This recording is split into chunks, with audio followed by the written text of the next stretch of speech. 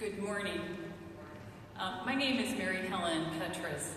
I'm the Director of Policy Development for the Cleveland Neighborhood Development Coalition, which is the nonprofit umbrella trade association of neighborhood community development corporations in the city of Cleveland. I also have the honor of serving as co-chair of Rebuild Ohio, a consortium of local government, civic, and nonprofit organizations dedicated to developing effective state and local policies that work to prevent, reduce, and reclaim problem properties. The Cleveland Neighborhood Development Coalition's members are on the front lines of their neighborhoods, working very hard to prevent foreclosures and to keep vacant and abandoned properties from falling into disrepair. Managing these problem properties has become one of the most tenacious community development challenges nonprofit developers and local governments have had to grapple with in recent years. These properties and the problems associated with them, such as flipping, have in an accelerated way siphoned off many of the gains made by the community development industry to neighborhood revitalization and individual wealth building over the past 20 years. Too many streets and blocks in neighborhoods and communities throughout the state are blighted by too many boarded up houses and unkept vacant lots. The release of $60 million and counting, the cost of vacant and abandoned properties, to 8 Ohio cities is a long time coming. 2.5 years ago, the Cleveland Neighborhood Development Coalition helped to convene a statewide conference to raise awareness of the growing numbers of vacant and abandoned property in Ohio cities and towns, and the intractability of problems related to reclaiming and reusing this property.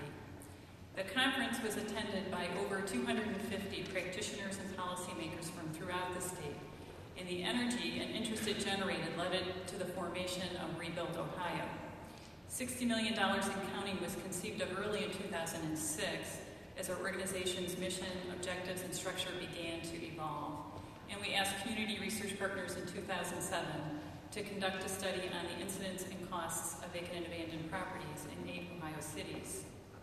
The release of $60 million in counting is a long time coming, but it couldn't be more timely, given Ohio's foreclosure crisis, a crisis that has yet to peak. The report documents how vacant and abandoned properties cost taxpayers in terms of resources necessary to mow the lawns, board the windows, and demolish the structures. They may also depress values of surrounding structures and in turn depress tax revenues and available funds for county programs and schools. This deterioration has been aggravated throughout the state by a rash of metal stripping that leaves structures gutless without plumbing, sideless, and virtually valueless.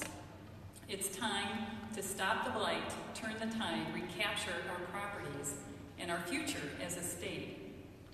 In 2006, there was a need, as Livia began to describe, a need to define the issue, problem, and barriers to quantify the numbers and costs of abandoned property in Ohio. Understanding the scope and nature of the problem is the first step to developing policy tools to address it. Rebuild Ohio's state action recommendations represent an important initial attempt to highlight solutions. Rebuild Ohio's state action recommendations lay out a framework of measures over the next 18 months to stop the erosion of Ohio's tax base by preventing foreclosures and providing municipalities and community groups with better ways to eradicate blight and to manage, repair, and redevelop abandoned properties. Measures proposed include developing comprehensive inventories of vacant and abandoned properties, stronger enforcement of housing codes, creating new tools and incentives for redevelopment of vacant properties, and foreclosure prevention and procedure reform. Olivia Brockman will be discussing this framework in more detail. We look forward to working with our current and new partners, the state legislature and the Strickland administration, as we move forward to Rebuild Ohio.